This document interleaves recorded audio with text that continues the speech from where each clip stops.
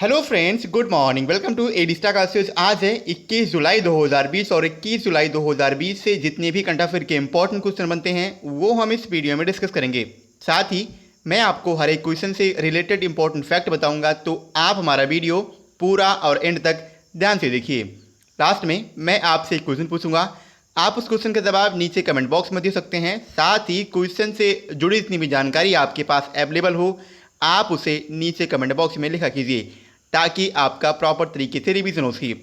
अगर आपको हमारी ये वीडियो पसंद आए तो वीडियो को लाइक कीजिए। आपके पास जितने भी एजुकेशनल ग्रुप हैं आप उस ग्रुप में हमारे वीडियो को शेयर कीजिए और साथ ही हमारे चैनल एडी स्टार क्लासेस को सब्सक्राइब कीजिए। चलिए शुरू करते हैं आज का अपना सेशन।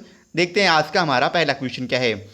आज का हमारा पहला क्वेश्चन है, हाल ही में विश्व शतरंज दिवस कब मनाया गया है। अभी हाल ही में 20 जुलाई को विश्व शतरंज दिवस मनाया गया, यानी इस क्वेश्चन का ऑप्शन सी सही है, 20 जुलाई।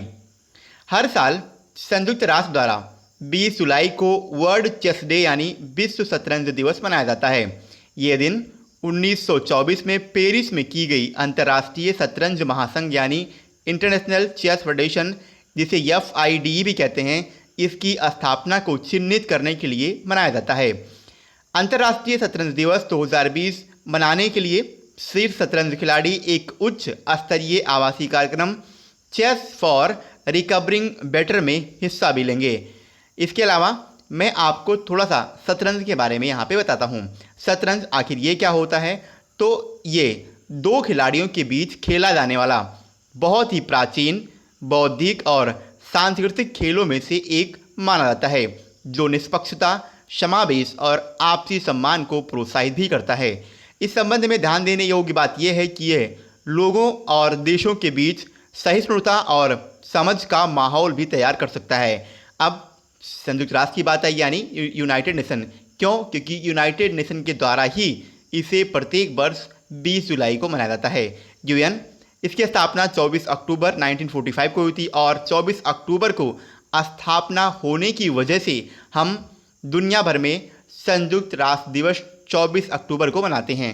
इसका मुख्यालय न्यूयॉर्क में है और इसके वर्तमान समय के महासचिव हैं एंटोनियो गुटेरस। इसके अलावा इंटरनेशनल चेस फेडरेशन यानी FIDE के अध्यक्ष हैं आर्कडी डबोक्रोविच। अगला क्वेश्चन है, किस राज्य सरकार ने अनुसूचित जातियों के लिए नवीन रोजगार छतरी योजना की शुरुआत की है। अभी हाल ही में उत्तर प्रदेश गवर्नमेंट ने अनुसूचित जातियों के लिए नवीन रोजगार छतरी योजना की शुरुआत की है, यानी इस क्वेश्चन का ऑप्शन ए सही है, उत्तर प्रदेश। उत्तर प्रदेश के वर्तमान समय के मुख्यमंत्री हैं योगी आदित्यनाथ। इन्होंने अनुसूचित जातियों के सर्वांगीण विकास के लिए नवीन रोजगार छतरी योजना शुरू की है। उन्होंने पंडित दीनदयाल उपाध्याय स्वरोज योजना के तहत 3,484 लाभार्थियों को ऑनलाइन 17.42 करोड़ की वित्तीय सहायता भी हस्तांतरित की है और रायबरेली, गोरखपुर, बस्ती, मेरठ, आजमगढ़ और मुरादाबाद जिलों के कुछ लाभार्थियों के साथ वीडियो कॉन्फ्रेंसिंग के माध्यम से बातचीत भी की है। राज्य सरकार लोगों को आत्मनिर्भर बनाने के लिए वित्तीय सहायता और वित्तीय मदद भी बढ़ा रही है। अब उत्तर प्रदेश की बात है, तो उत्तर प्रदेश इसकी कैपिटल लखनऊ है और लखनऊ से इंपॉर्टेंट क्वेश्चन ये बनता है कि लखनऊ कौन सी नदी के किनारे पर बसा हुआ उत्तर प्रदेश की एक प्रमुख शहर, साथ में उत्तर प्रदेश की कैपिटल है। तो लखनऊ ये गोमती नदी के किनारे पर बसा हुआ उत्तर प्रदेश का प्रमुख शहर, साथ ही उत्तर प्रदेश की कैपिटल भी है। उत्तर प्रदेश के वर्तमान समय के मुख्यमंत्री हैं योगी आदित्यनाथ और आनंदीबेन पटेल। ये उत्तर प्रदेश के साथ साथ मध्य प्रदेश की भी वर्तमान समय की गवर्नर हैं। अगला क्वेश्चन देखते हैं। अगला क्वेश्चन है, किसने एस्पायर ASPIRE नामक ई पोर्टल लॉन्च किया है। अभी हाल ही में ICAT ने ASPIRE यानी एस्पायर नामक एक ई पोर्टल लॉन्च किया, यानी इस क्वेश्चन का ऑप्शन बी सही है, ICAT यानी international centre for automotive technology. इसके द्वारा automobile solutions portal for industry research and education ASPIRE। देखिए ASPIRE इसका फुल फॉर्म है automobile solutions portal for industry research and education इसी नामक एक ई पोर्टल लॉन्च किया है। यह पोर्टल जानकारी और विशेषज्ञता के आदान प्रदान के मदद से भारतीय मोटर वाहन उद्योग की तकनीकी क्षमता में सुधार लाने और उन्हें आत्मनिर्भर बनाने और देश के समग्र सामाजिक आर्थिक प्रगति सहित ऑटोमोबाइल क्षेत्र के विकास को सक्षम करने के लिए लॉन्च किया गया है। अगला क्वेश्चन है, हाल ही में कार्डी टिंडल बिबियन का निधन हुआ है, वो कौन थी? कार्डी टिंडल बिबियन ये एक प्रतिष्ठित सामाजिक कार्यकर्ता थी, यानी इस क्वेश्चन का ऑप्शन ए सही है, सामाजिक कार्यकर्ता, और इनका हाल ही में अभी निधन हो गया है। रेव मार्टिन लूथर किंग जूनियर के साथ काम करने वाले और नागरिक अधिकारों की वकालत करने वाले द रेव कार्डी टिंडल बिबियन, इनका हाल ही में अभी निधन हो गया है। इसके अलावा उन्होंने साउथ क्रिश्चियन लीडरशिप कॉन्फ्रेंस यानी SCLC का नेतृत्व भी किया। 2012 में इसके अंतरिम अध्यक्ष भी ये बनी थी। साथ ही इन्होंने दक्षिण में बसों को एकीकृत करने और अहिंसक विरोध में प्रशिक्षित कार्यकर्ताओं को एकीकृत करने के लिए फ्रीडम राइड्स के आयोजन में भी काफ़ी हेल्प की थी। कार्डी टिंडल बिबियन को 2013 में ओबामा के द्वारा प्रेसिडेंशियल मेडल ऑफ फ्रीडम से भी सम्मानित किया गया था। अगला क्वेश्चन है, किस देश ने अपना पहला मंगल मिशन होप लॉन्च किया है? अभी हाल ही में UAE यानी संयुक्त अरब अमीरात ने अपना पहला मंगल मिशन होप लॉन्च किया, यानी इस क्वेश्चन का ऑप्शन सी सही है, संयुक्त अरब अमीरात। संयुक्त अरब अमीरात के द्वारा अपना पहला मंगल मिशन होप लॉन्च किया गया है। इस मिशन की मदद से UAE का यानी संयुक्त राष्ट्र अरब अमीरात, UAE जिसे हम शॉर्टकट में कहते हैं, तो UAE का लक्ष्य पहली बार दैनिक और बदलते मौसमी हालातों का अध्ययन करते हुए मॉर्टियन वातावरण की पूरी जानकारी उपलब्ध कराना है।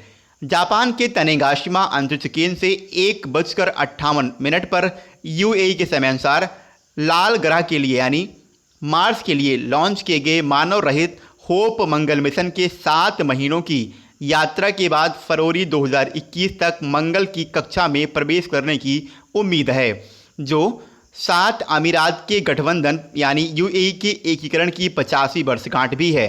होप मिशन के आगे की यात्रा दुबई के मोहम्मद बिन राशिद अंतरिक्ष केंद्र यानी MBRSC के द्वारा ट्रैक की जाएगी।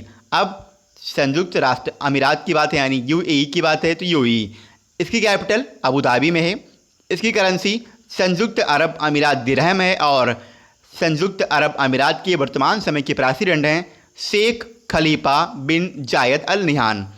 अगला क्वेश्चन है, हाल ही में किसने हंगरी ग्रैंड प्री 2020 में जीत हासिल की है? अभी हाल ही में वाल्टेरी बोटास ने हंगरी ग्रैंड प्री 2020 को जीत लिया है, यानी इस क्वेश्चन का ऑप्शन सी सही है, वाल्टेरी बोटास। लुइस हैमिल्टन ने इस क्वेश्चन का ऑप्शन बी सही है, लुइस हैमिल्टन में इस क्वेश्चन का ऑप्शन बी सही है, लुइस हैमिल्टन। लुइस हैमिल्टन ने हंगरी के मोगोरोड हंगरी में फार्मूला 1 हंगरी ग्रैंड प्री 2020 जीत लिया है। दूसरे स्थान पर रहे मैक्स वेस्टप्पन जो कि रेड बुल के ड्राइवर हैं, और तीसरे स्थान पर रहे वाल्टेरी बोटास जो कि मर्सिडीज़ के ड्राइवर हैं और ये फिनलैंड के हैं। Hungary grand pre 2020 formula 1 world championship की ये तीसरी रेस थी, आपको याद रखना है। अब बात आई है हंगरी की, तो हंगरी इसकी कैपिटल बुडापेस्ट में है। हंगरी की करेंसी है हंगेरियन फोरिंट और हंगरी के वर्तमान समय के प्रेसिडेंट हैं जानोश एडर। अगला क्वेश्चन है, किसे 2020 के नेल्सन मंडेला पुरस्कार से सम्मानित किया गया है? अभी हाल ही में मोरिसाना कायेट और मारियाना बर्दियानासिस इन दोनों को नेल्सन मंडेला पुरस्कार से सम्मानित करने के लिए चुना गया है, यानी इस क्वेश्चन का ऑप्शन सी सही है, उपर्युक्त दोनों। गिनियन डॉक्टर मोरिसाना कायेट और ग्रीस की मारियाना वर्दियानासिस को 2020 नेल्सन मंडेला पुरस्कार विजेता चुना गया है। संयुक्त राष्ट्र महासभा के अध्यक्ष हैं तिजानी मोहम्मद बंदे। इन्होंने पुरस्कार के विजेताओं की घोषणा की है जो उन व्यक्तियों को सम्मानित करने के लिए दिया जाता है जो मानवता की सेवा के लिए अपना जीवन समर्पित करते हैं। नेल्सन मंडेला पुरस्कार जो हर 5 साल में प्रदान किया जाता है और उन लोगों को मान्यता देता है जो संयुक्त राष्ट्र के उद्देश्यों और सिद्धांतों को बढ़ावा देते हुए मानवता की सेवा के लिए अपना जीवन समर्पित करते हैं। जबकि नेल्सन मंडेला के जीवन और सामंजस्य राजनीतिक बदलाव और सामाजिक बदलाव का सम्मान भी करते हैं। मंडेला पुरस्कार की स्थापना जून 2014 में संयुक्त राष्ट्र महासभा के प्रस्ताव के द्वारा की गई थी। इससे पहले मैंने आपको बताया था 18 जुलाई को संयुक्त राष्ट्र के द्वारा हर साल नेल्सन मंडेला अंतर्राष्ट्रीय दिवस भी मनाया जाता है। अगला क्वेश्चन है, हाल ही में संपन्न हुई तीसरी G20 FMCBG बैठक में भारत का प्रतिनिधित्व किसने किया है? अभी हाल ही में भारत की वर्तमान समय की केंद्रीय वित्त मंत्री हैं निर्मला सीतारमण। इन्होंने तीसरी G20 FMCBG बैठक में भारत का प्रतिनिधित्व किया है, यानी इस क्वेश्चन का ऑप्शन ए सही है, निर्मला सीतारमण। वीडियो कॉन्फ्रेंसिंग के माध्यम से सऊदी अरब प्रेसिडेंसी के तहत तीसरी G20 वित्त मंत्रियों और केंद्रीय बैंक गवर्नर्स यानी FMCBG की बैठक की अभी हाल ही में बैठक हुई है और इसमें भारत का प्रतिनिधित्व केंद्रीय वित्त और कारपोरेट मामलों की मंत्री हैं निर्मला सीतारमण, इन्होंने किया है। इस बैठक के दौरान प्रतिभागियों ने वर्ष 2020 के लिए अन्य G20 वित्त ट्रैक प्राथमिकताओं के साथ कोविड-19 महामारी संकट के विकास के बीच वैश्विक आर्थिक दृष्टिकोण का विचार विमर्श भी किया है। इसके अलावा G20 यानी ग्रुप ऑफ 20 कंट्रीज अंतर्राष्ट्रीय आर्थिक सहयोग का एक प्रमुख मंच है जो इस महाद्वीप से विकसित और विकासशील दोनों देशों के नेताओं को एक साथ लाता है। आइए मैं आपको यहाँ पर थोड़ा सा G20 के बारे में और बताऊंगा।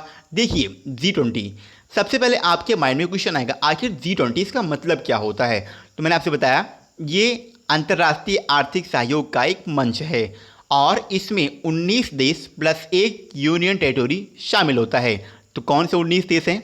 अर्जेंटीना, ऑस्ट्रेलिया, ब्राज़ील, साथ में Canada, China, France, Germany, India, Indonesia, Italy, Japan, Mexico, रूस, सऊदी अरब, South Africa, Republic of Korea यानी दोनों कोरिया, नॉर्थ कोरिया और साउथ कोरिया इसमें इंक्लूड होते हैं, Turkey, United Kingdom, United States of America और EU यानी यूरोपीय संघ। ये 19 देश प्लस एक की EU यानी यूरोपीय संघ का आर्थिक मंच है।